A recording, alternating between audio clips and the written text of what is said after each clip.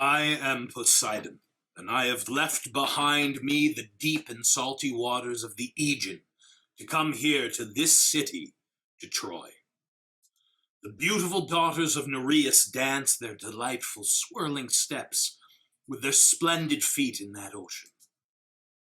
I have come here because Phoebus Apollo and I have built this city's towers, and because my love for the Trojan folk has never died. Apollo and I did a great job with these towers. We've built them well, sturdy, strong, out of stone. We've built them right around the city. My love for this city and for its people has never left my heart, not for a minute. But look at her now. The Greek spear has destroyed her, set fire to her, scorched her, looted her. And look there, the smoke now chokes her.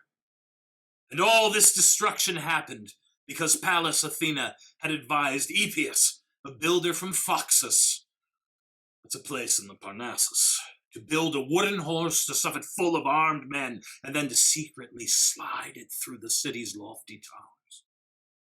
A wooden isle of ruin it was, an idol which the later generations will call the wooden horse. All the sacred groves and precincts of the city are now deserted. Every god's altar is now drenched in blood. The city's king, Priam, is himself lying slaughtered at the steps of Zeus's altar, inside his very own palace. The altar of Zeus, the protector of his palace.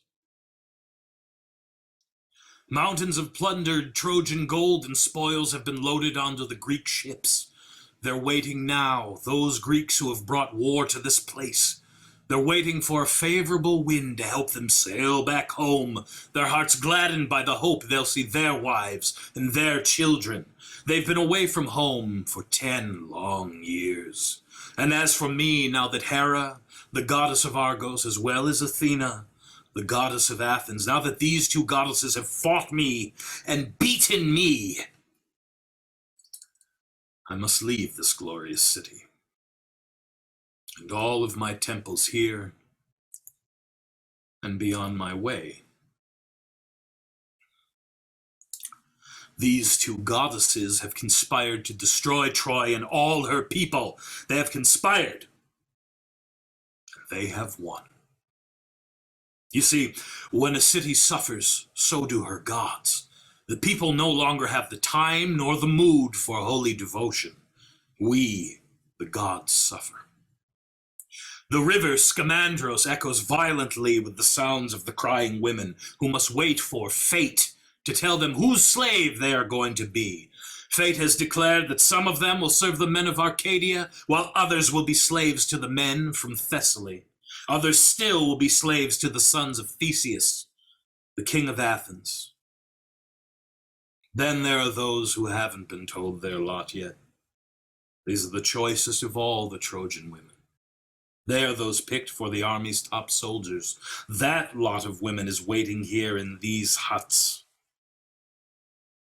Among them is Helen, daughter of Tyndareus, king of Sparta. Now that woman is no greater than any of the other slaves, one of a great many captives. Quite right, too. And if anyone cares at all about that one there, the queen of this city, well, there she is, Hekabe. The poor wretch is lying there by her city's gates, shedding floods of tears. Her grief is great, the disasters that befell her, many. Her daughter, Polyxena, was gruesomely slaughtered upon Achilles' grave, slaughtered as a sacrificial offering to Achilles. Hecuba's husband, her king, the king of Troy, Priam, as well as all of their sons, all of them, are slaughtered. Her other daughter, Cassandra, whom Apollo had made a prophet and left her a virgin, was taken by that arrogant king of the Greeks, Agamemnon, to sleep with him in his bed, a dire violation of all the laws of his religion. Well now, Troy,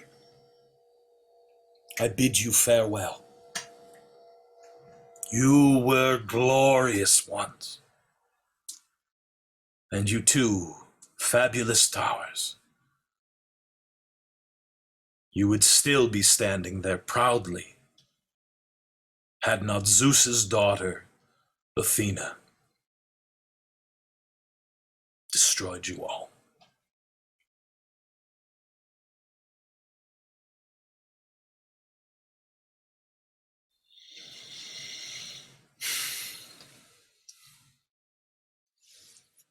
Poseidon!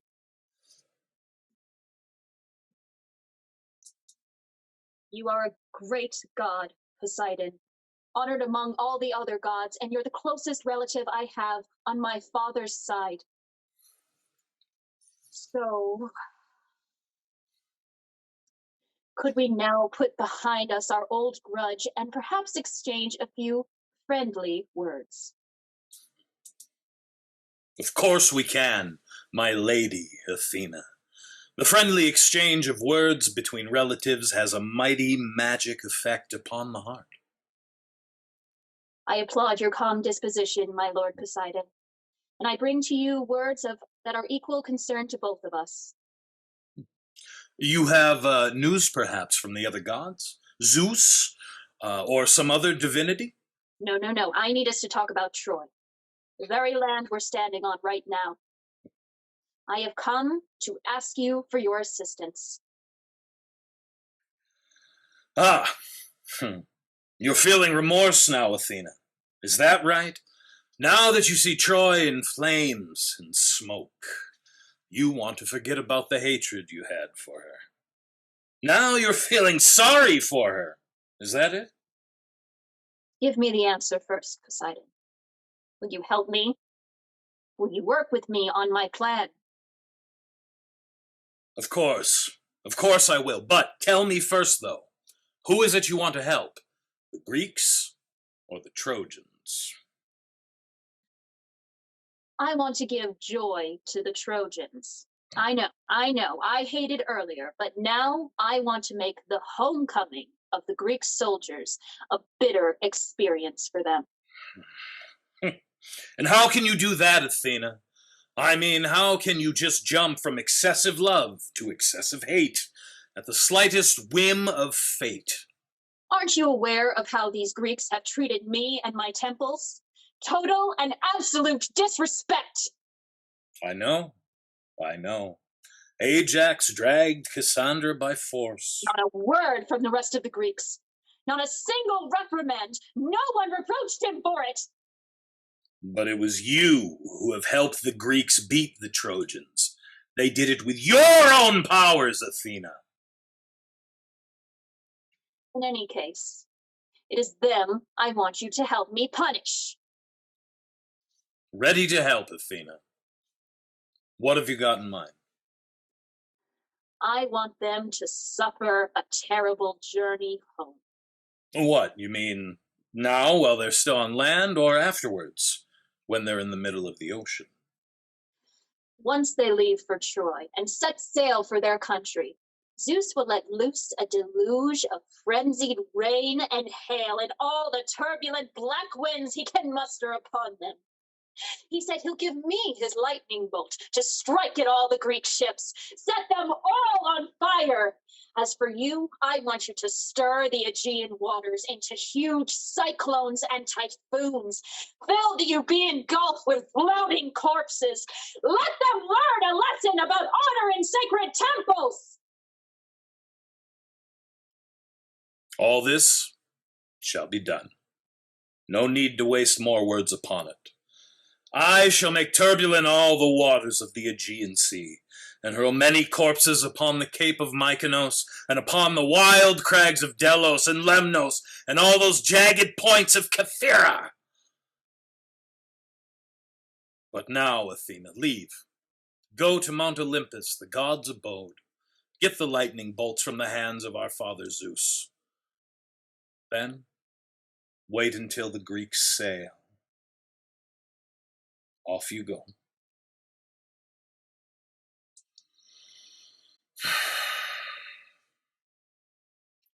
The mortal who sacks a city and then destroys its temples and its graves, the sacred homes of the dead, is a fool, because his own destruction will certainly follow.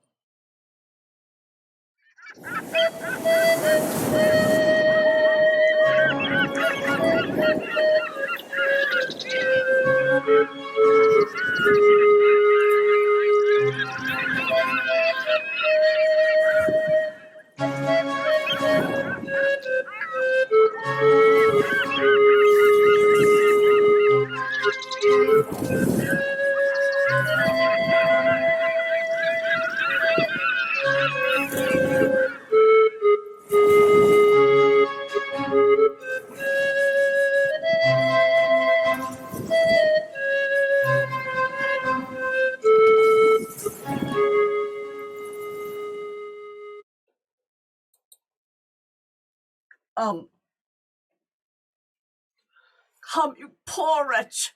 Come on. Lift your head from the ground. Stretch out your neck. Look. Look. Troy is no more. You are no longer her queen, Hekabe. Hold tight, Hekabe. Stay strong while the fate changes her way. Accept her new path, follow it. Sail with it. Don't turn your prow against your life's tide. Sail on. Fate will steer your life ship. Oh, the grief. How can I not groan with pain when I have lost it all? Everything. My country, my children, my husband. Mountains of glorious wealth passed down to us over many generations. All of it vanished. Now it is nothing. What words am I forbidden to utter? What words am I forced to say? What should I mourn? How heavy is my fate? Oh, my back, my joints, lying on this hard mattress. All my limbs are aching. The aches and pains in the temples of my head, on my shoulders, my ribs. Oh, I wish I could turn a bit this this way. Endless tears, endless groans, endless grief. A lullaby for the unfortunate, a dirge without a dance to mourn misfortune.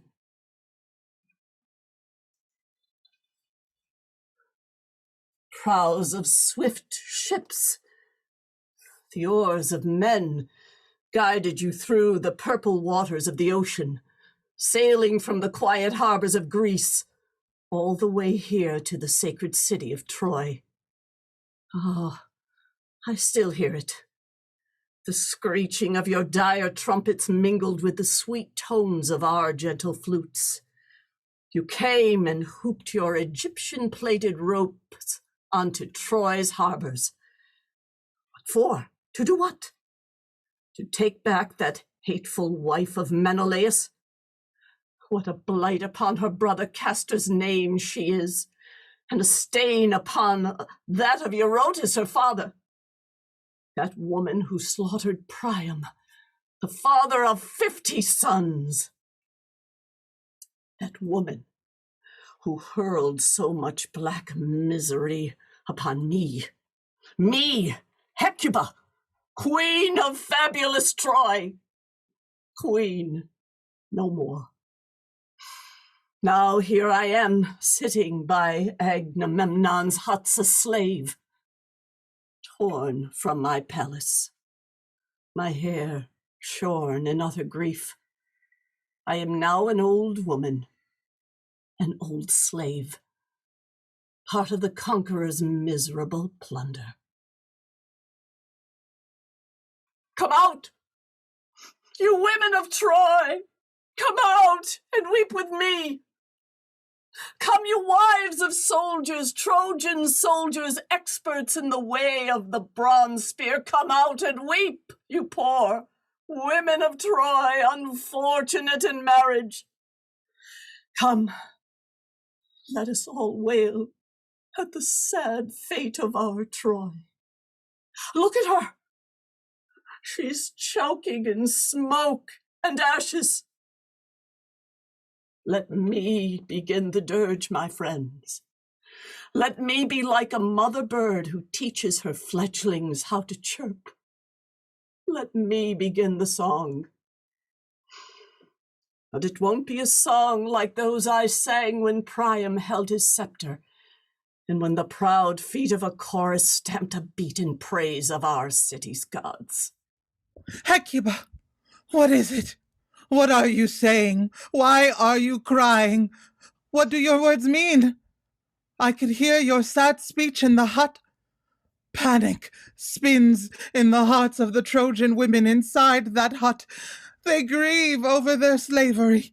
The hands of the Greeks are at the oars of their ships right now, my darlings. What?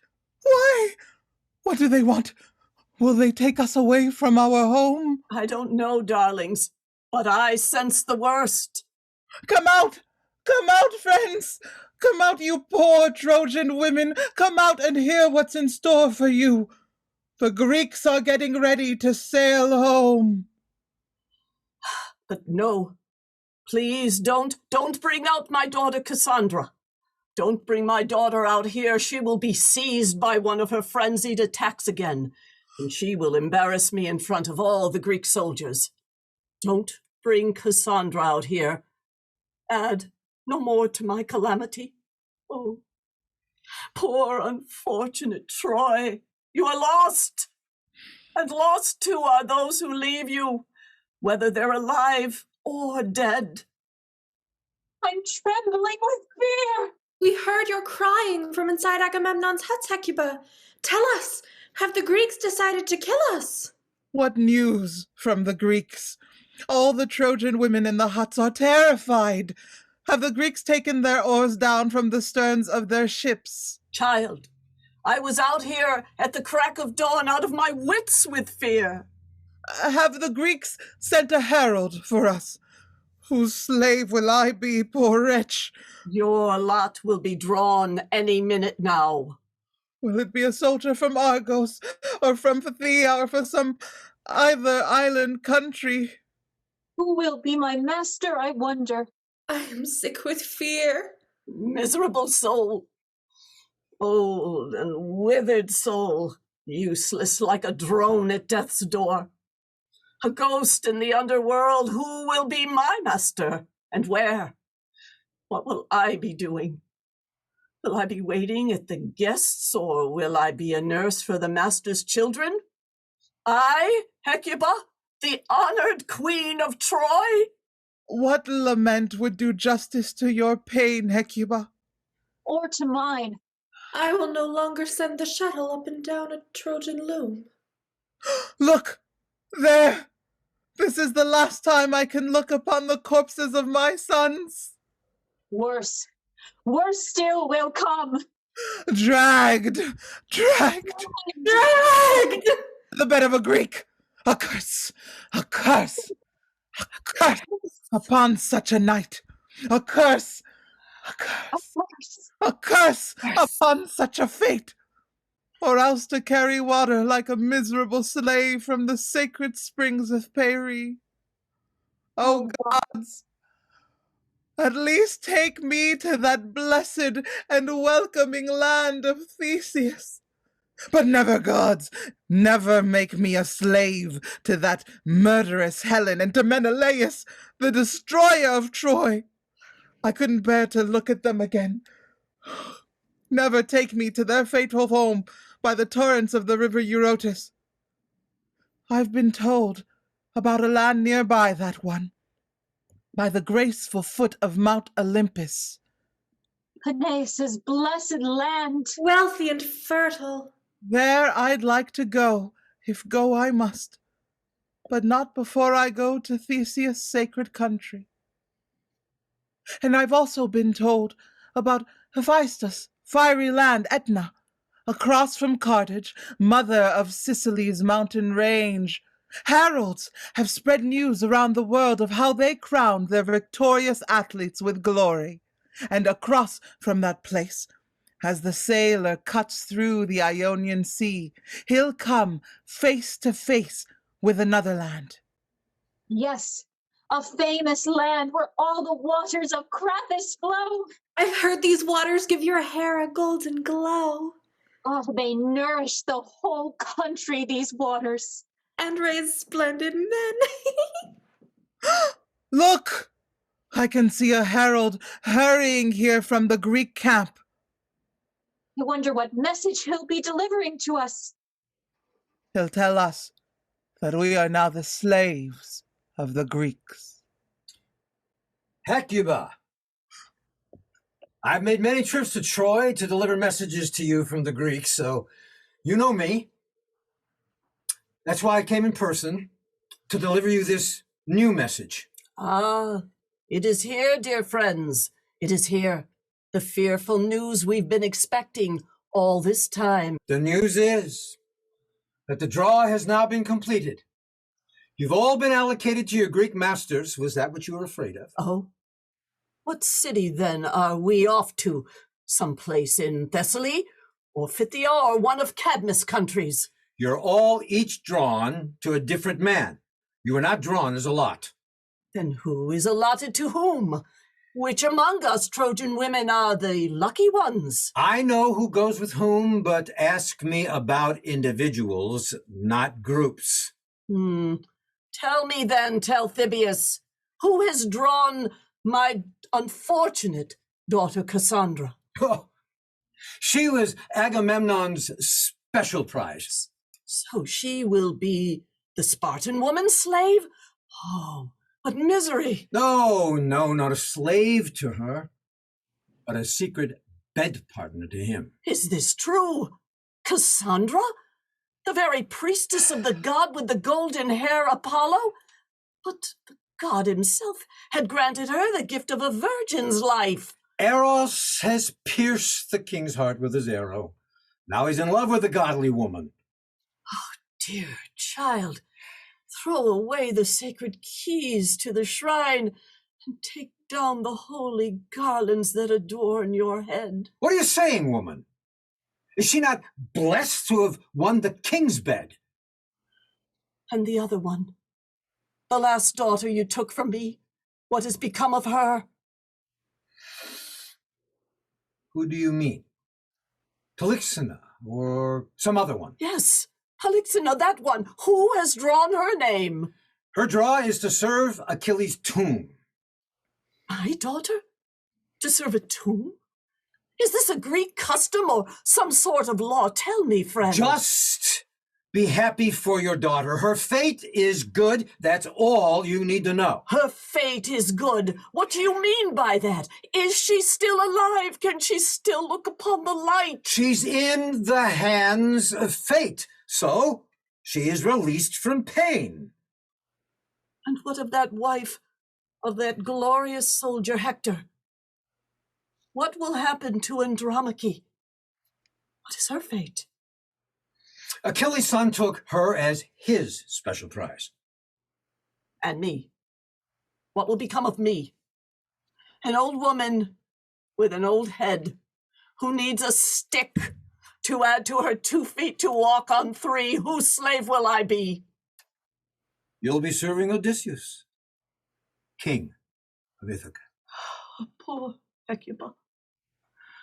What fate rules you? Beat your shorn head, Hecuba. Tear at your cheeks with your nails, Hecuba. Oh, poor Hecuba. What fate rules you? You must now be the slave of that loathsome reptile of a man, an enemy of the just, a lawless and poisonous state.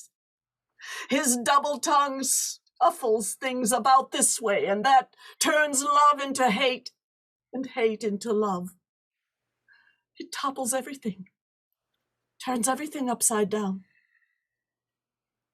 Come, my Trojan women. Mourn for my loss, wail for my destruction. Now I am destroyed. Now I am gone. Ah, poor Hekabe. What fate rules you?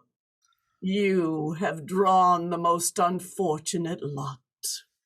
You know your fate, Hekabe, but what about mine? Who's got my lot in his hand? An Acacian? A Greek? Come! Come, slaves, it's time for you to bring out Cassandra. Now hurry! I must take her to our commander before I take the rest of those whose lot has been drawn to your masters. What? What? But what's this? Torchlight? Fire! Are the women setting fire to their homes because they'll be taken to Greece, or are they setting themselves on fire? Do they prefer death to life? Well, it's a hard thing for the free to put their heads into the yoke of slavery in times of such misfortune, I know, but open up! Open the door! I would hate to be blamed for something that's good for those women, but bad for the Greeks. No. No, Talthybius. No one is setting anything on fire. It's my daughter Cassandra rushing about. She is possessed by a divine madness. Lord, God of marriage, Hymenaeus! Lord Hymenaeus! Lift the torch up! Up high! Come with me! Here, bring the light here! Oh, Lord, God of the wedding bed, Hymenaeus, I bring you bright light with the fire of the torch. I bring light to this holy temple. Blessed is the bridegroom, my God, and blessed am I, for you have given me a king's bed in Greece. Blessed am I, the bride. Hymenaeus! Mother, why cry? Why lament the loss of my dead father and our destroyed city? See, I have lit the torches to give light and dignity to my marriage. Here, Hymen, I bring you bright light. Come, Hekabe, you too. Carry the wedding torch to my bed. It is the bed of a virgin. Our customs decree it. Come, friends, dance! Roll your feet this way and that! Kick them high! Dance as you have danced back in my father's happiest days! Oh, what a divine dance! Come, Apollo, lead our dance. I am getting married! I am the priestess who serves you in your shrine, your laurel-covered shrine. God, Hymenaeus, lord of the wedding bed. Come, mother, join our dance. Lift your feet, mother. Look, whirl them round like this and like this. Come, dance with me. Join my happy dance. Come, daughters of Troy, women with the splendid robes. Sing out loudly the happy songs of Hymenaeus. Sing out with joy. Celebrate my happiness. Come, sing about the man whom fate delivered to my bed. Sing about my husband.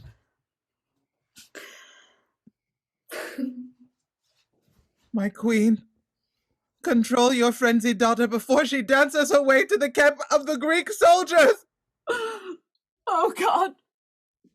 God of the torches, Hephaestus! You're the god who holds the torches at the weddings of mortals, but here, the wedding torch is a bitter one. The torch does not shed any light upon our great hopes. It is too dismal a light. Oh, my poor child, Cassandra. It's never my wish to see you married this way, at the point of a Greek spear. Look at the torch. Are you not holding it straight? Oh, this divine madness won't let her stand still. Your dreadful fate has not made matters any easier for you, and your mind is still disturbed. Come, friends, take the torches inside. Answer her wedding songs with tears.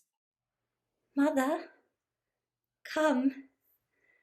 Wrap my head with wreaths of victory. Dress me up like a bride. Be happy for me. Be happy for my royal wedding. Come, send me off to the bridegroom. And mother, if I give you any resistance in this, if I hold back at all, then drag me there by force. Use force on me, mother. Use force on me, because I swear by Apollo that my marriage to Agamemnon, to that glorious king of the Greeks, will come to an end more bitter than that of Menelaus and of Helen. I will kill him, mother. I will destroy his city, mother, and I will avenge the murders of my father and my brothers. But enough of this lament for now. I will not tell now of the axe that will fall upon my neck or upon the necks of others. Nor will I tell about the matricide that my marriage will cause, or the destruction of the house of Atreus. I will show them that our city is more blessed than any city in Greece, mother. I know. I am in the grips of the divine madness. I know that! I will now move out of this madness for a short while, so that I can tell the story. These Greeks have killed thousands of people. Why? Because of one woman and her unbridled lust, because they wanted Helen back. And their leader, what a wise man their leader is. In his efforts to destroy what he hated, he destroyed what he loved. He killed his own daughter, mother. He sacrificed his little Iphigenia, mother. That leader of theirs has destroyed the joy of his very own house.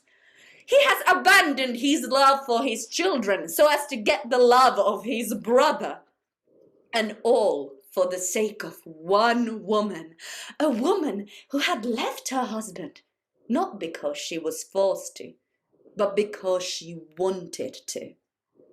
And so they came here, camped by the banks of our river Scamander, not as exiles from their own fortresses, but because of their own free will. And soon after they arrived here, they began dying. God of war Ares saw to that. Ares deprived them of ever seeing their children again, and of being dressed and prepared for the underworld by the hands of their wives. Those Greek men lie here, beneath a foreign soil. And back in Greece, things were just as bad, mother. Women were made widows. They had lost their brave husbands. Many mothers lost their children. Others still died without any children because they saw that raising them would be all in vain.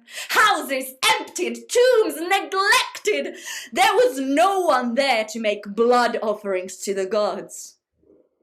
This is the real prize the Greek army has won.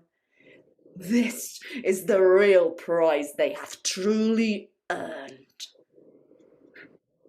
And now let my muse stay silent about the Greeks, lest it be said that I sing only of disasters. But the Trojans, mother, the greatest glory goes to them, my mother. It is they who have died for their own country. Those who died on the battlefield died on their own land, and their corpses were carried to their tomb by friendly hands. They were buried beneath their own earth, mother, with all due honours given to them by their own folk, the proper folk. And those Trojan men who had survived the battle would be living with their families, their wives and children in their own homes. These are all the joys that the Greeks have never felt. And Hector, you might all think his fate was a bitter one, but listen, this is how things actually are. He has died gloriously, and with the reputation of a very brave man, a reputation that he owes to the Greeks, because had they not turned up, no one would have known about his bravery. Paris took as wife Zeus's very own daughter. Had he not done that, had he married some other woman, who would have heard about him and about his house? But of course, people with any sense at all would avoid war. But if war does come, then glory's deaths are no garlands of shame for a city, though to die shamefully would be a disgrace for it. So, mother, don't feel sorry for our city or for my marriage, because through my marriage I shall destroy all those who we both hate.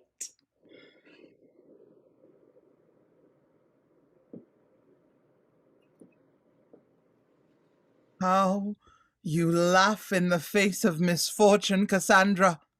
In the face of a misfortune that will destroy your whole house. And how you love to prophesy things that just cannot happen. I swear, woman, had not Apollo maddened your mind, I'd have you punished severely for sending my generals off on their journey home with such ominous prophecies. Still, it seems that those with intelligence and fame are no better off than those with none, because here we have the great general of all the Greeks, the beloved son of Atreus, falling in love with this mad woman here. Our great Agamemnon has chosen her above all the other Trojan women. Now, I might not be as rich as he is, but I would never have chosen her as my mistress, that's for sure. And you, Cassandra, since your mind is not well, I decided to cast all your praises for the Trojans and all your curses for the Greeks to the winds. Let the winds carry them away. But now, pretty by you follow me to the ships. My commander's bed awaits, and you too, Hekabe. When Laertes' son Odysseus calls for you, you follow him. Those who've come to Troy say that you'll be the servant of a very wise woman. And what a great servant you are. A truly excellent servant. Why do they call them heralds, I wonder? All these men that hover about in the service of kings and cities, criers of death. The whole world hates them. You say that my mother will be Penelope's servant. Well, what of Apollo's prophecies then? He has revealed to me that my mother will die here in Troy. I won't go reproaching you about the rest of what you said. Poor Odysseus. He has no idea what's in store for him. The suffering he'll go through will make mine and that of Troy look like pure gold. Luxury. After the 10 years he has spent here, he will spend another 10 full years before he sees his home, and he will arrive there all alone. So you're welcome. That will be a very painful one that will be worthy of many tears. And his journey home will be much delayed by Charybdis, that gruesome beast that dwells in the rocks of a gorge that he must pass through, and by the mountain dweller and eater of human flesh Cyclops, and by the Ligurian Circe who turns men into pigs, and by his ships getting wrecked on the vast and salty sea, and by his lust after the lotus fruit, and by the frightening human voices that the slaughtered cows of Helios will make. A bitter sound for Odysseus' ears. To shorten the narrative, folks, Odysseus will enter Hades, and after he escapes the waters of the wide ocean, he'll arrive home where a million evils will welcome him. But why do I bother singing the catalogue of Odysseus' pains? Come! Hurry up then! Take me as quickly as possible! I shall marry my husband in Hades! Oh, Agamemnon, chief of all the Greeks, how glorious your fame! But your burial will be the burial of evil men, Agamemnon. Evil, since you are evil yourself. A grave dug by night it shall be, not one that sees the daylight. See, look at me, Apollo's prophetess. I shall be a corpse, tossed about by the winter waves as they thrash violently about past my groom's grave. A naked corpse, ready for the wild beasts to feed on. Me, the priestess of Apollo. And you, my sacred ribbons. Ribbons that adorn the god I love the most. What of you? Well, I am finished with the festivals, with all the celebrations I once loved so much. Go! Fly, my ribbons! Leave me! Leave my body now! I tremble at the thought of giving you up. You leave a body that is pure still. Go! Fly through the spinning winds and go to my prophetic lord Apollo. Where's your generalship? Which way do I go to climb aboard? Come! Come, Herald! Do not waste any time searching for a favorable wind to sail your sails. Hurry, because you're taking me with you. Me, and of the three spirits of vengeance. Farewell, mother. Oh, no. Don't cry. Oh, dear land. Land of my brothers and of my father. All of you are now beneath your own soil. Soon you will receive me too. You will receive a victorious Trojan woman, because I will have destroyed those who have destroyed us, the house of Atridae.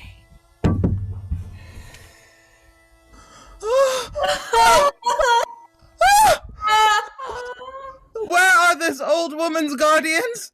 Who is looking after Hekabe? You! Can you not see that the poor woman has fallen on the ground? Not a word from her! Quickly! Quickly! Quickly, pick her up! On! What? Will you leave her there on the ground, you terrible women? Come on! Pick the poor old woman up! No. No, let me stay here. Let me lie here. Unsolicited kindness. It's not kindness at all, my girls. Leave me be. The body knows its proper place. It is here on the ground. Because of what I have suffered, because of what I am suffering, and because of what I am about to suffer, this is its rightful place. Oh gods, I'm calling you. I am calling for your help. Oh gods, what terrible allies you are to me. Still, it is a proper thing to pray to them when we suffer such pain. Let me tell you just how blissful my life was back then, so you may see just how dreadful my present fortune is. I was a princess and was married to a king. We had children, and these were special in the Trojan world. Exceptional. Not the average run-of-the-mill children, but exceptional in every respect. No other woman, no Trojan, no Greek, no barbarian woman can boast to having children like mine. And I alone saw every one of them fall and die by the Greek spear. And I alone have shorn my hair at their tombs. It wasn't by a herald that I had received the news of the death of their father Priam. No, I saw that myself with my own eyes. I was a witness to his slaughter.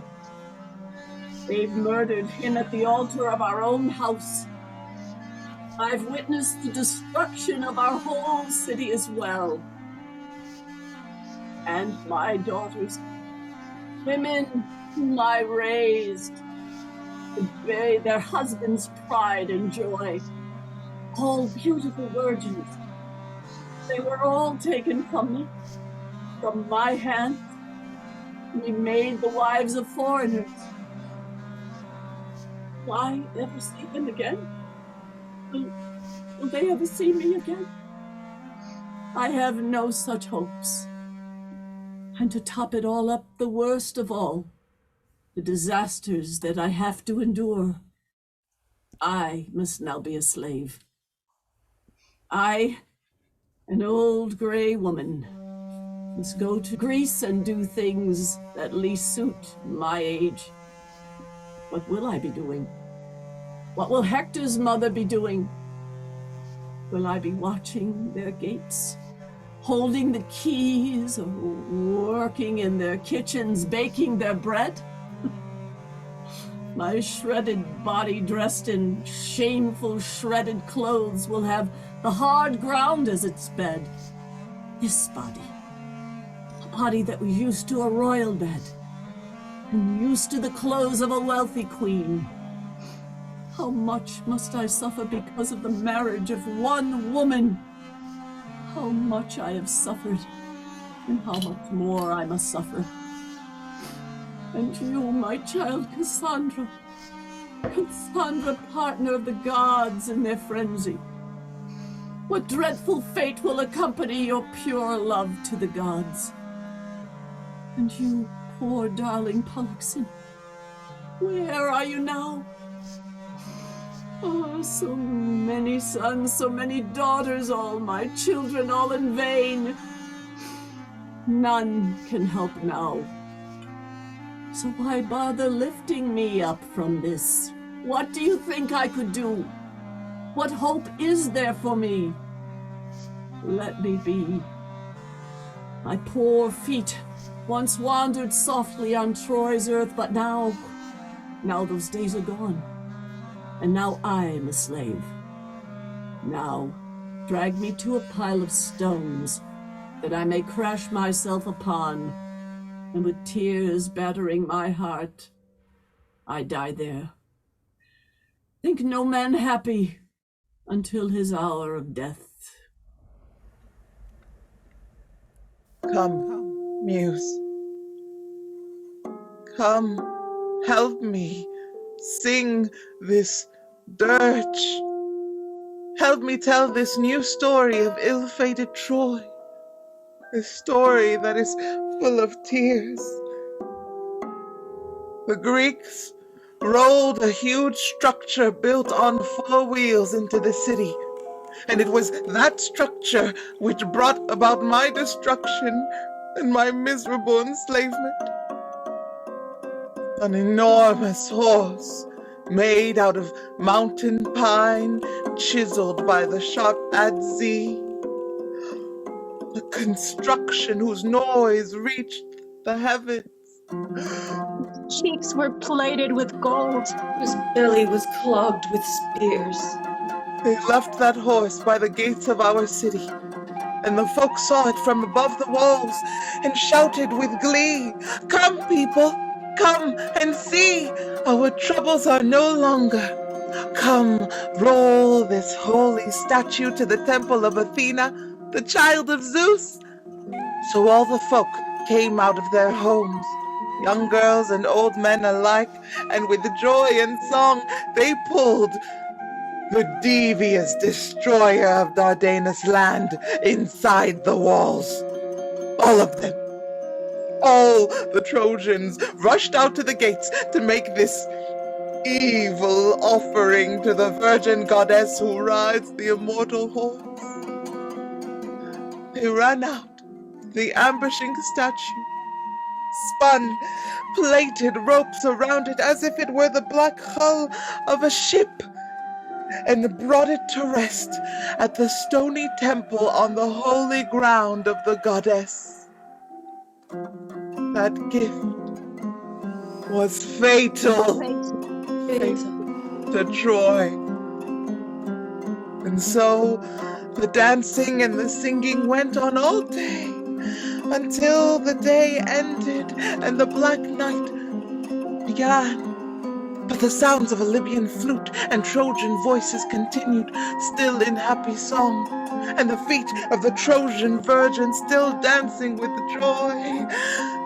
The bright moonlight flickered wide across the city, and inside every home, it made the happy eyes heavy enough for sleep.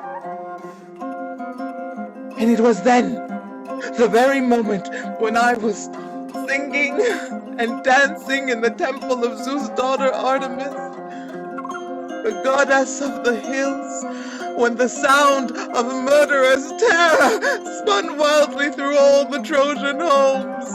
Babies threw their frightened little arms around their loving mother's skirts.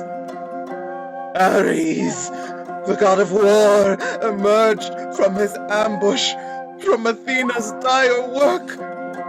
At every altar, in every Trojan home, the blood splashed. The unfortunate find sweet solace in tears, in wailing, and in the singing of dirges. Hecuba, Hector's mother, the mother of a man who has killed many Greeks. Do you see all this? I see, my child. I see that this is the work of the gods who want to show us that they can exalt things that mortals think are nothing, and that they can tear down things that the mortals praise. Look here, Hecuba. Look at me and look at my son. My son and I are carried away like nothing more than spoils of war. The nobly born are turned into slaves. Fate has changed everything so much. Fate is a mighty force, Andromache. Only a few minutes ago, the Greeks have taken my Cassandra away. Poor soul. It seems another Ajax has suddenly appeared to rob you of your daughter. Then you have more troubles to deal with. Troubles indeed. Endless troubles. No way to measure them, no way to count them. Troubles competing with other... Hecuba, your daughter Polyxena is dead. The Greeks have slaughtered her on Achilles' tomb, offered her life as a gift to his lifeless corpse. My darling girl, my poor daughter, my Polyxena. Talthybius told me this earlier. His words were mysteriously phrased, but true. I saw her there on Achilles' tomb with my own eyes. Got down off this cart and put a cloak over her corpse. Then I stayed there and lamented her loss with my tears. Unholy, sinful death! Oh, my darling daughter, how despicable your slaughter! Despicable or not, Polyxena died, but she is still luckier than me. Don't say that, my child. Being dead is not the same as being alive. Being dead is to have nothing. Being alive is to have hope. Come, mother, mother of many children, listen to some wise words. Listen, and they will cheer your heart. To be dead and to be unborn, it is the same thing. But if the choice is between a miserable life, mother, if it is between a miserable life and death, death is preferable. Because the dead feel no misery. They know nothing of grief. As for the living mortals, if a happy woman falls into misery, she must deal with the memory of the joy she previously enjoyed. Her soul seeks the joys of the past. And so, it is the same with Polyxena now. She has died, so it is just the same with her as if she were never born. As if she has never seen the light of day. She knows nothing now of her misfortune. I, on the other hand, mother, I have seen and known joy. I've always dreamt of achieving a good name, and there I hit the mark. I had tasted joy. But now, mother, now my fate has turned, and I've fallen into misfortune. In Hector's house, I had been a good example of a virtuous woman, behaving in every way like a modest, virtuous woman should behave. Whatever it is that people would expect from a married woman, I did. I stayed inside the house because I know that the gossiping tongues chatter idly against a woman who ventures outside her home. I had put aside all such desire. Nor did I let those women with the subtle gossip enter my home to tell me about the world outside. Simply listened to my own mind. It's a good mind. It's a good enough teacher for me. As for my own tongue, I kept it quiet. And I've kept a lowered eye before my husband because I knew well when I should win an argument, when I should give him the victory of it. It was that fame of this virtue that spread throughout the Greek camp and which destroyed me, because the moment they captured me, Achilles' son wanted to make me his wife. So, I'll be the servant in a murderer's house.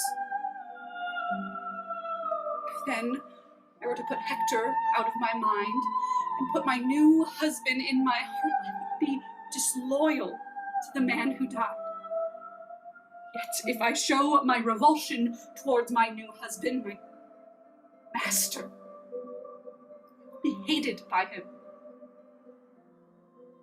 They say that one night in a man's bed erases all revulsion towards him. No. I think no woman is worse than the woman who, having lost her husband, puts all memory of him aside and turns to love the bed of another. Not even a little pony, a mare, an animal with no speech or reason, a beast whose nature is much inferior to ours. Not even a young mare would feel happy after losing her partner, and she will find it difficult to put her head through the yoke again. Oh, Hector, my beloved Hector, You were enough for me. Strong mind, strong heart, a wealthy house. I was an innocent girl when you took me from my father's house, and you were the first to unite with me in my maiden bed. But now, my Hector, now you are dead, and I am now a captive and taken aboard a ship to Greece to work the yoke of slavery. Oh, Hecuba, is Polyxena's death, death for which you've spilled so many tears, a more miserable fate than mine? Because for me, Mother, for me, even hope, the thing which every other human being has, even hope, has escaped me. Nor do I allow hope to deceive me. I know full well that I've no hope of ever seeing better days, though even such deceptions can be pleasant.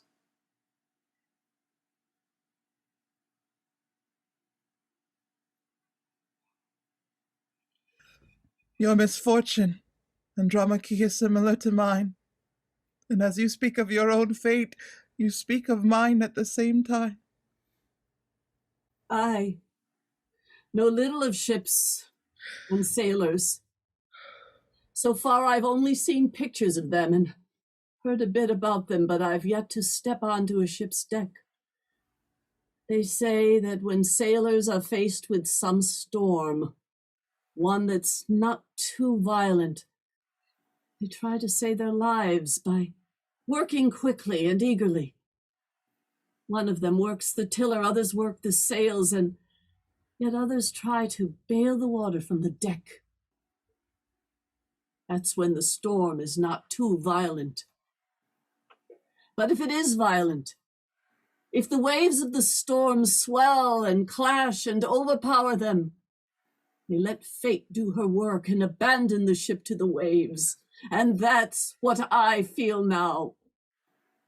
The endless misery that the gods have crashed upon me overpowered my tongue, and I cannot speak. The gods have sent too great a torrent of misery upon me. So stop, my darling girl.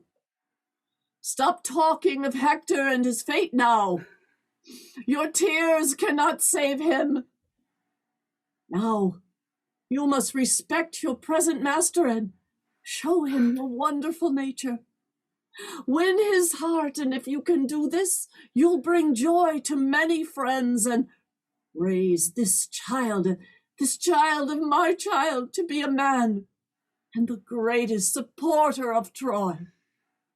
And then in time, more sons from your lineage may raise our Troy to become a city again. Oh. But one concern leads to another. Who is this Greek herald coming towards us? I wonder what new decisions he brings us. Andromache, I have bad news for you, news that I will give you against my wishes, so don't hate me. These announcements are made by both the Greeks and the sons of Pelops. How ominous your words, Talthybius. Speak. Well, it concerns this child, Andromache. What words, what words must I use? This child will be separated from me? Will he be given to another master? No Greek will ever be his master. What, have you decided to leave him behind, here as a relic to the Troy that was? Andromache, I don't know how to break this awful news to you. I don't know how to do this gently. Show a good heart to try and soften the blow of bad news. The news is terrible, and I must tell it, Andromache. The Greeks will kill your son! I have never heard news more painful than this. It was Odysseus' decisions, voted in favor by the rest of the assembly. Will my pains never end? Will the disasters never stop? One dreadful misfortune upon another. Odysseus has told the assembly that they should not let the son of a Trojan noble grow into a man. Would any of them be just as convincing if it concerned their own son? He's convinced them to have the child thrown from the Trojan towers. Now let that happen, Andromache. You would be doing the wiser thing. Bear this misfortune with the noble courage you have. Don't insist on holding that boy. You're weak, Andromache, and powerless. There's no one here to defend you. Think carefully of this woman. Both your city and your husband and your life are in the hands of others. How can a single woman possibly hope to fight against the Greek army? Now think of that, Andromache. Don't fight against it. Nothing shameful or outrageous. Throw no curses at the Greeks. I wouldn't tolerate that. The moment you say anything against us, neither you nor your child will find any understanding from anyone. Stay silent and receive your plight wisely, and your son will not be left unburied. You two women will be received by the Greeks more favorably.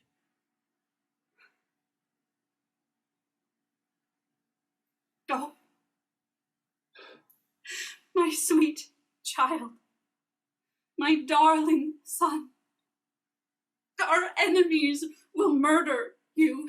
You will leave your mother all alone. You will be killed because you are a noble and the son of a noble.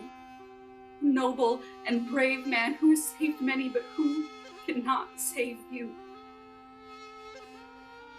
Disastrous marriage, dreadful wedding. You've brought me here to Hector's palace, not so that I'd bear a child that would become the sacrificial victim of the Greeks, but who would rule over all the people of Asia. Right, my darling, you understand the awful fate that awaits you. Your sweet little arms hug me, they hold tightly at my dress like a little bird trying to bury itself in its mother's wings. Hector, your glorious father will not emerge from below the earth with his spear to save you.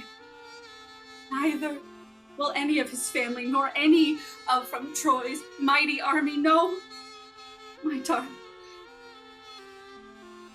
you will be thrown mercilessly from a high cliff. Your neck will break, and there you will let out your last breath. Young, sweet child, the sweetest burden a mother can have, dear child. Oh, sweet fragrance of your baby flesh. It was all for nothing then. It was in vain that my breast suckled you while you were in your baby clothes. All my work, all my pain, all my concern about you, it was all for nothing. Come, darling. Come now, hug your mother tightly. For the very last time. Come, put your little arms around me. Kiss your mother on the lips, darling.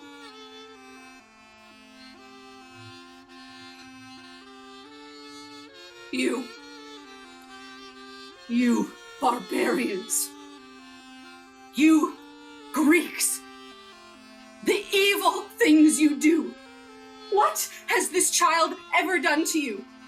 Why kill an innocent little boy? Oh, Helen, product of Tyndareus' lineage. Zeus was not your father. No, I say you're the daughter of many men. Your first father was bloodshed, and your next father was hate. Then came murder, and that lot was followed by every monstrous grief and pain that breeds upon this earth. You, the child of Zeus? Never. A murderer of so many Greeks and Trojans alike? Never. May the gods destroy you, you and your sweet eyes that brought destruction to the beautiful land of the Trojans. Well then, come, evil Greeks, and take him.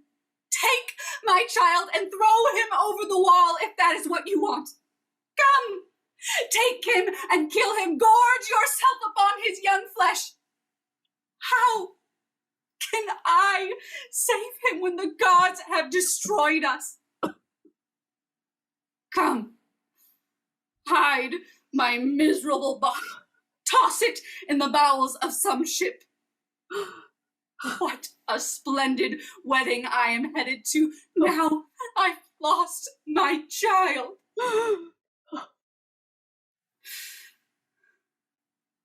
Oh, unfortunate Troy! The deaths are endless, and all for the sake of one woman and a hideous bed! Come, my son. Leave your poor mother's arms now. Come with me.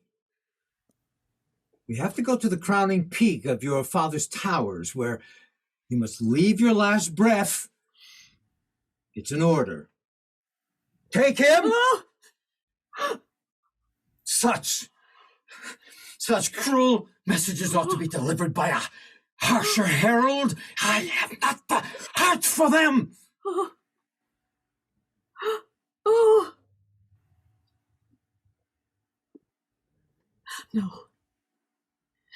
No. My son of my ill-fated son, it's unfair. These evil men have torn away your life from me and from your mother, my little boy. How can I endure this? How can I help you, my poor boy, unfortunate boy? Our only help to you is to beat our breasts and our head. That's the only power left in us. Oh, my poor city. My poor Troy. Miserable luck to you and to us both. What's left for us? What misery is still to fall upon us to make the destruction complete?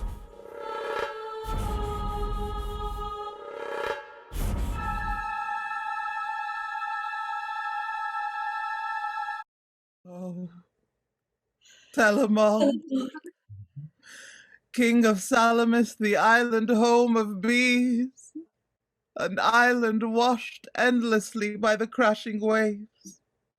An island near the sacred rocks of Athena's temple, where she first revealed to the world the sacred sapling of the green olive. heavenly garland for her and a gem for her dazzling city, Athens. It was you who came here, Telamon, here in Troy. A long time ago, you had come here with Heracles, Alcmene's son. Heracles, the master of the bow and arrow. He came all the way from Greece to sack our city, to raze our Troy to the ground. Cheated of his lovely steeds, Heracles set off with the finest flower of Greek men. And when he reached the banks of Simois with its sparkling streams, he put down his sea-going oars, tied ropes to his sterns, and stepped upon the land with his precise arrows, all ready to murder Laomedon. And so Heracles blasted all of Apollo's work, All the stonework built well by Apollo's master builders, all of it, Heracles blasted with the roaring breath of fire and devastated the Trojan land. And so it happened twice. Twice the slaughtering spear of the Greeks has destroyed our Dardanian walls.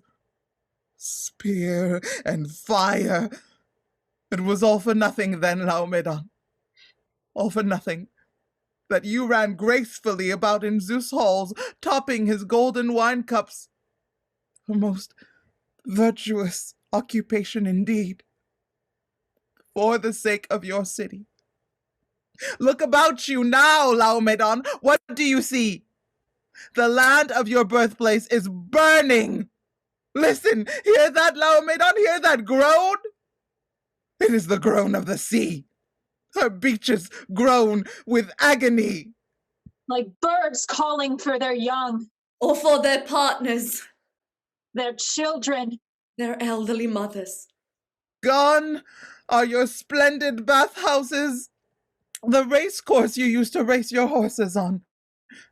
And as you, Laomedon, carry that beautiful young smile of tranquility around the throne of Zeus, here the whole of Priam's land has been wiped out by the Greek spear. Oh, Eros, Eros, son of Zeus! You came once to the halls of our King Dardanus to accomplish the will of the heavens. You've come and you've raised Troy's towers high, high into the heart of the heavens. But no, I won't talk of Zeus' shameful deed. But then, what of Dawn? Dawn with her white wings, the goddess whose splendid light is loved by all mortals. She saw the devastation of our land. She watched the ruin of our city, Pergamon's city. She sat there and watched it being destroyed, even though it was this city that has given her a husband for her bridal chamber. A husband she once snatched from these parts and carried him away in a cart of sparkling golden stars. What joy, what a high hope was that for our city. Alas, Alas, no more, no more. no more, gone! The gods no longer love our Troy.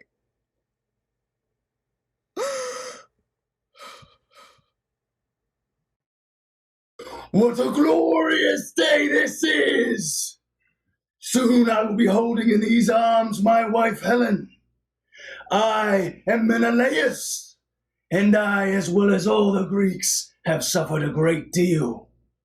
I have come to Troy not, as many think, merely because of a woman, but because I wanted to punish the man who treated my hospitality with contempt. The man who deceived me and stole my wife from within my own palace halls. That man now, that man and his country have been punished. The Greek spear saw to that. And now I have come for her.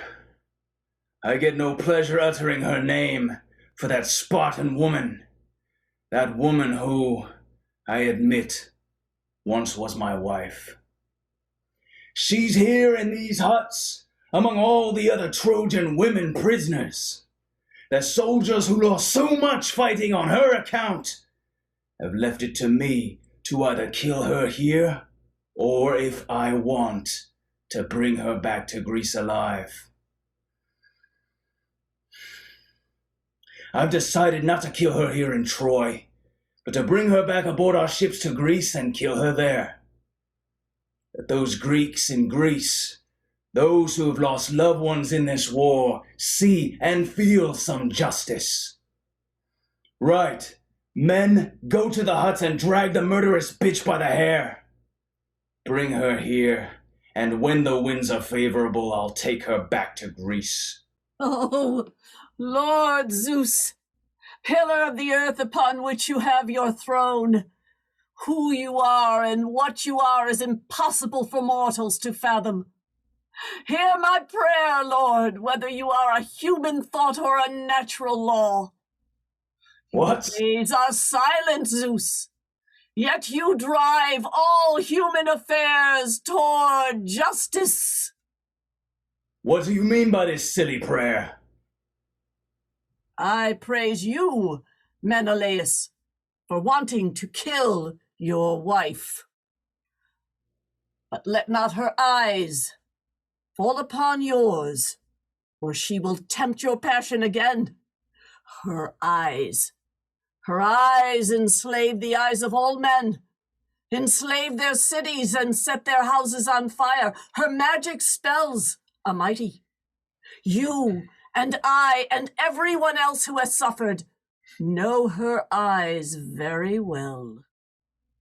This is a dreadful start, Menelaus, a frightening start. Your thugs have dragged me here in front of these huts against my will. Yes, I know you hate me. I have no doubt about that. But will you at least let me know if you or the rest of the Greeks have made any decisions about my future yet? No major discussions took place about you. The army has decided that because it was me you hurt, I should have the power to kill you. To kill me? Would I by any chance be allowed to make my case against this decision? To try at least and show that such a punishment would be unjust? No. I am not here to argue with you, Helen, but to kill you. Oh, let her speak, Menelaus. Let her not die without doing this, but let me be the one who'll put her the other side of the argument, because you yourself know nothing of the true measure of Troy's suffering. Let me speak, and I can assure you, my story will result in her death.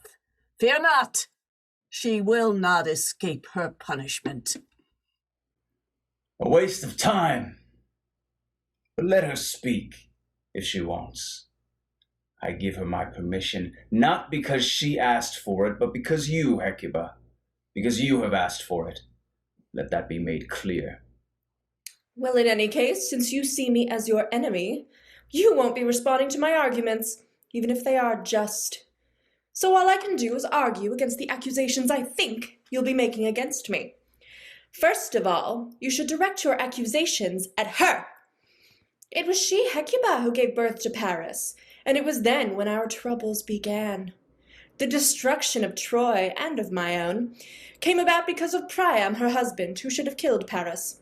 He should have done that when Paris was a baby.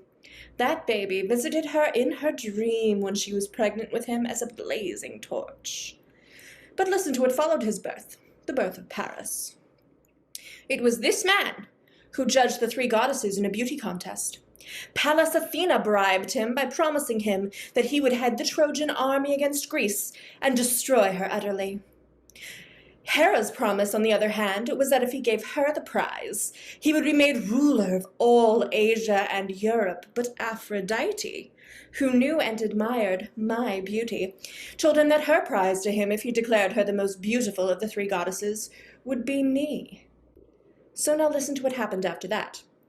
Aphrodite, of course, won the contest, and that victory brought about my relationship with Paris, a relationship, Menelaus, that proved to be of benefit to Greece. How? Because the Greeks are not ruled by barbarians, which would have happened if Paris had chosen one of the other two goddesses. You were neither beaten by a foreign army, nor were you ruled by a foreign king. Greece benefited from my misfortune. Greece has gained happiness whilst I gained misery. Because of my beauty, I was sold.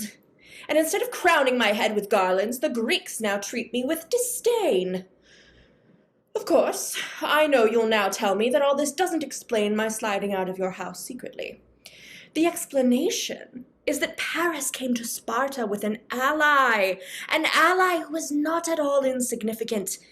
The goddess Aphrodite herself was with him, and so, call him Paris or call him Alexandros, it was he who has destroyed this land. And it was you despicable unspeakable man, you who let Paris into our palace and left him here while you went off to Crete! Never mind. As for what happened afterwards, it's not to you I'll direct my questions, but to me. What got over me? What on earth made me leave my country and my home to follow him here? Well, if you must punish anyone, Menelaus, then punish Zeus. Come, are you strong enough to do that? Punish that god, because even though he rules all the other gods, he is Aphrodite's little slave. Go on. Punish him and pardon me. This is where you could make some wise comments. You could say that since Paris was killed and hurled into the underworld and my god-driven marriage dissolved, I should have left my marriage home and come to the Greek ships. But that's exactly what I wanted to do. Ask the guards of the walls and the watchmen at the towers. They will be my witness. They will tell you that they've caught me often enough using ropes, trying to sneak down from the battlements of the city, but my second husband, Deiphobus, would always catch me and drag me back into his house, even against the will of the rest of the Trojans. Well then, my husband, after all my efforts to come to you, should you not be giving me an award for bravery instead of killing me? Another man has taken me into his home and made me his slave. Would not the award, rather than the death, be more just? Who can argue against the will of the gods? And if that's what you want to do, then someone better tell you quickly how stupid that would be. Come now, my queen, defend your children and your country. Her speech was strong, persuasive, forceful, and eloquent. You must destroy it because she is guilty of something dreadful. First, let me represent the goddesses and, at the same time, prove that this woman is a liar. There's no way that Hera and the Virgin Athena would have lost their minds to such an extent that the first one would sell Greece to the barbarians, and the second would subjugate the Athenians to the Trojans. Nor have they ever gone to Ida to engage in some silly beauty contest. Why would they want to do that? Why would Hera suddenly be overcome by such a silly desire to boast about her beauty? Was she after another husband? Someone stronger than Zeus, perhaps? I wonder who that could be. There is none, Helen. There's no one more powerful than Zeus. And Athena? What was that goddess after? Marriage with one of the gods? She has run away from the marriage bed by asking her father to grant her eternal virginity. No, Helen, it won't work. You're trying to make the goddesses look stupid by dressing them up with your own flaws. This will not persuade anyone with a bit of sense. And then you say that Aphrodite went along with my son to Menelaus' house. How ridiculous that is. Laughable. Why would she want to come down all the way from the heavens to do that? Why would she bother? Why couldn't she just simply stay up there and from her throne pick you up, you and everyone else in the city of Amyclae, for that matter, and just quietly drop you here in Troy? The truth is, Helen, that my son Paris was a formidably handsome man. You took one look at him, and your head spun with Aphrodite's lust. That's the reason why mortals call all their mindless acts Aphrodite. She has the right name, that one. The first half of it means foam head. You saw my Paris in his splendid, exotic, glittering golden clothes, and you went right out of your head. You thought Greece was far too meager in her wealth for you, so you decided to leave Sparta, come over here where the gold is overflowing, and then completely take over the place with your reckless love for luxury. Menelaus' palace didn't quite meet the needs of your lavish debauchery, Helen. All right. Be that as it may, but you also say that Paris took you away by force, kidnapped you. Did you scream for help at all? Did any other woman hear you? And this was before your brothers, Castor and Polydeuces, went up to the heavens to be among the stars. They were still alive then. Why didn't they hear your cries? And so, then you came racing over here, the Greeks following right behind you. And then the war started in all its deadly fury, and whenever you got news that Menelaus was winning, you'd sing his praises everywhere. What do you think that did to my son? He was tormented by those praises of yours. He felt that he had to fight some awesome rival for your bed. But then, when the news declared that the Trojans were winning, well, then it was as if Menelaus didn't exist. Your morals, Helen, followed the wind rather than virtue. You also claim to have tried escaping Troy by lowering yourself over the walls with ropes because you said you were kept here against your will. Well, tell me then, Helen, has anyone ever caught you tying a noose around your neck? Or sharpening a knife? No, that's what a brave woman would have done if she really loved her first husband. Not only that, but how many times have I personally advised you to leave? Come, daughter, I'd say to you, come leave this place. My son will find another wife. Let me take you secretly to the Greek ships. That will put an end to the war, a war that's killing both Greeks and Trojans alike. But of course, you didn't like that advice and never followed it.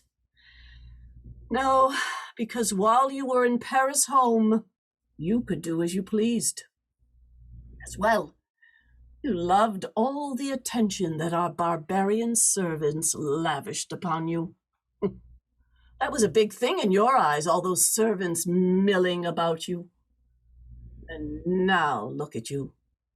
Look at your rich clothes. You've dressed yourself up in this exquisite finery to come out here and to share with your husband the same sky. Vulgar woman, you should be spat upon. You should have come out here dressed in humble old clothes, shaking with dread and with your head shorn, humiliated because of the evil deeds you've perpetrated. You should be behaving with some modesty and not such crass haughtiness.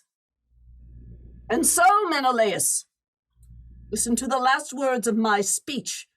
They are directed at you. Kill her. It will be a crown of glory for Greece. She deserves death. And her death will also be a precedent for all those other women who betray their husband. Make it law. Death to all the disloyal women. Menelaus, do justice to your ancestors and to your house. Punish Helen in a way that will show your nobility in the eyes of your enemies. It will also scotch the rumor, a rumor that's running rampant among the Greeks, that you are too much like a woman. Now then, our words concur. Helen fled my house of her own volition and jumped into the bed of a stranger. Aphrodite had nothing to do with it. Helen introduced the goddess into her tale merely to boast. Go now, Helen. Go to the men who will stone you to death. It will be a swift death. A swift recompense for all the drawn-out evils you've inflicted upon the Greeks. That will teach you to defile my name. No, Menelaus! I beg you, by your knees, I beg you! Don't kill me for something that was caused by the gods! Forgive me! Don't listen to her, Menelaus. Don't betray all those battle-mates of yours who were killed for her sake. I beg you on their behalf and on behalf of my sons! That's enough, old woman! I don't care at all what happens to her.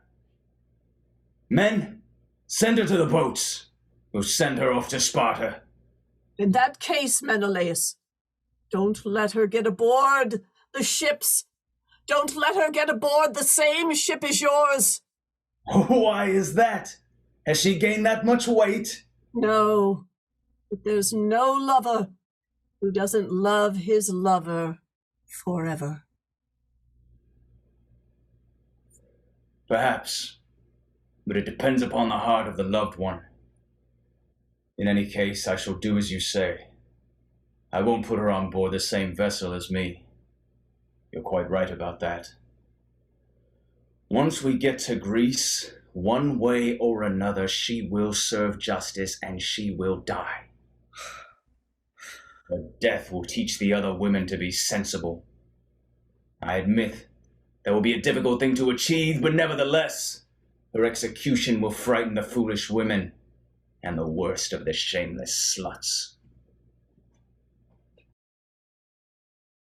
Well then, Zeus, this is your work. You have surrendered your Trojan temple to the Greeks. And its altar in the lush fragrance of all the burnt offerings upon it.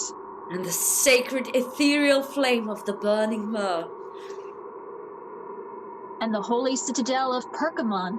And the ivy-growing valleys of Ida, nourished by the rolling waters of the melting snow rushing down from her peaks. Ida's peaks, the first to catch the light of the sun god, Earth's most sacred boundary. Well then, Zeus, your sacrifices are gone. And the joyful songs of your dancers. And all the night-long vigils for all the gods. And all the statues wrought in gold. And the 12 sacred Trojan cakes of the full moon. Well then, Zeus, I want to know if you thought about all this, Lord. Sitting as you are on your heavenly throne in the sky. Can you see my city now? It's a city destroyed by the spear and by the blazing fire. Oh, my dear husband, your soul is wandering all about. Your corpse is left unburied, deprived of the burial bath. The ship will carry me over the sea and rush me to the house, the horses, loving land of Greece. There where the stone walls built by the Cyclops reach the sky, and where the children are gathered about the gates, their eyes filled with tears as they groan and weep and sadly mumble, "Mother, Mother." Oh, the Greeks are taking me, all alone. They're taking me down to their black ships. And with oars out of the water they will deliver me either to holy Salamis or to the high peak of the isthmus with its twin path where the gates lead to the land of Pelops. Oh, may the gods burn! Burn! Ship! Oh, Zeus! Burn Menelaus' ship with a dreadful holy lightning bolt! Burn it! Burn it! Burn it! Just as it sails through the Aegean. Burn it, Zeus! As it takes me from my Trojan home, with my eyes flooded with tears. They are taking me into exile as a slave in Greece. Your daughter Zeus, Helen, will hold a golden mirror. A golden mirror. What a delightful toy that is for little girls. I hope she never reaches her father's home in Sparta. Oh, Menelaus, I hope he never gets to the city of Patana, nor return to the temple of Athena of the Golden Gates. Menelaus, husband of the most shameful woman in Greece, Helen, who brought great grief and destruction to the streams of Samois. Oh. Oh. Despicable sight. Despicable fortune. One disaster falling upon another. Oh, look! Look here, you poor Trojan wives! Look upon the corpse of Astyanax! Murdered by the Greeks. They've hurled him down from the tower. Here they are, Hecuba. The women are bringing you some of Troy's spoils. Here are the adornments for the boy's corpse. Oh, child, how you've touched my heart. How you've touched my heart, dear child. Astyanax, Dianax. Lord of the city, Lord of the city. Lord by name, and Lord you once were in my eyes. Here, little lord. This is the fine cloak you'd be wearing on your wedding day. Marrying the most virtuous princess in Asia. Here, I'm wrapping your body with it now.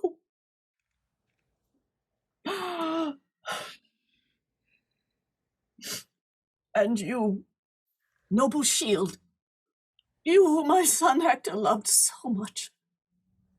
You were once the glorious mother of 1,000,000 victories. Except now, this garland from my hands. You will enter the underworld with my little boy. But you will not die. Oh, it is so much greater a deed to honor you than to honor the spears of that sly and murderous Odysseus. Oh, oh, my child. What a bitter grief the dark earth will receive, sweet child. Cry, mother, cry. Oh, my lost little boy! Cry, mother, cry, the dirge of the dead. My boy! My poor little boy! Poor old woman. Unbearable grief. Grief that will stay with you. Forever. Beat your heads, Trojan women. Beat your breasts, Trojan girls. Beat your heads, Trojan women. Beat your breasts, Trojan girls. Dear friends, dear friends. What is it, Hecuba? You are whispering. What are you thinking, Hecuba? Tell us, Hecuba, we are your dearest friends. We are with you. We are with you. We are with you. Oh, poor child. Your poor unfortunate mother. Poor Andromache. All her big dreams about you have turned into ashes. So blessed when you were born, my child. A prince. A blessed prince so horribly murdered. Look! There! Who are these men up there, up on the roofs of Troy's houses? They are waving lighted torches about. A new disaster is falling upon Troy. You captains! You've been ordered to burn Priam City. Don't just stand there with the torches idle in your hands. Throw them about. Burn the place! The quicker you burn this place, the quicker we can set sail for our happy homes. Now, as for you, daughters of Troy, let me say 2 things for you. You be ready, so that when the captains sound their trumpet, you can rush over to the ships and leave this place. And you poor old wretch, you follow me. Odysseus has sent these men here to take you to him. Luck of the draw, old woman. You'll be his slave in his country. This, then, is the final pain. This is the crown of my misery. They're burning my city, and they're taking me far away from my land. Come, old feet. Move a little faster, then. But hold on a little. Let me say goodbye to Troy. Troy, my Troy. So glorious in your days, so glorious among the barbarians. Soon, the glory of your name will be forgotten. They've made ashes out of you, and slaves out of us, slaves who'll serve masters in other lands. Of course he can, Hekabe. Of course, he sees it all, but our great city, our great Troy is gone. Our Troy no longer exists. Troy no longer exists. Look there, look there. All the houses and all the city's towers are ablaze. Just like smoke billowing upon the wind, our city falls apart. Destroyed by our enemy's spear. And by the fierce force of fire. Land, palaces, and men. All have fallen. My land, nurse of my children.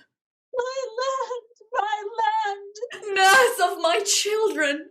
Oh, my children. This is your mother's voice. Do you not know it? Your sad voice is calling the dead, Hekabe. The dead.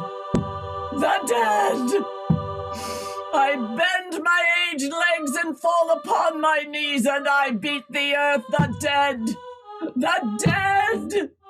And I, too, beat the earth with my hands and call out to my husband beneath the soil. Husband! They are taking us away! These are the voices of grief! They are taking us to be slaves! Slaves! In another land! Priam, my poor husband, you are gone. My dear husband. No grave for you, Priam. No friend beside you, either. No, if only you knew of my misery. A black death has covered his eyes. The holy man. Butchered by the unholy. All the temples of the gods. All my beloved city. Ruined by the murderous fire and the spear. Beloved Troy! Soon you will crash down upon our beloved earth and lose your glory. Just like smoke, the dust will raise to the sky, and I will lose sight of my home. Our city's name will be gone. Every single thing vanishes in its own way.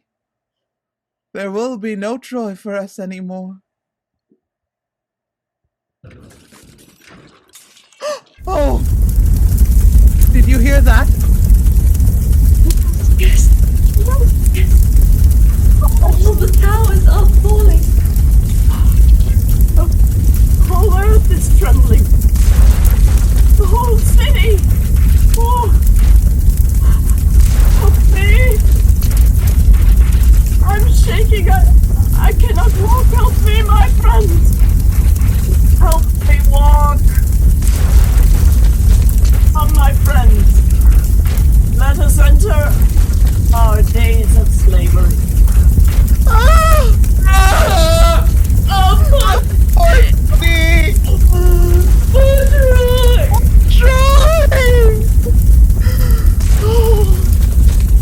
Come. Then let us all go. the ship of the Greek.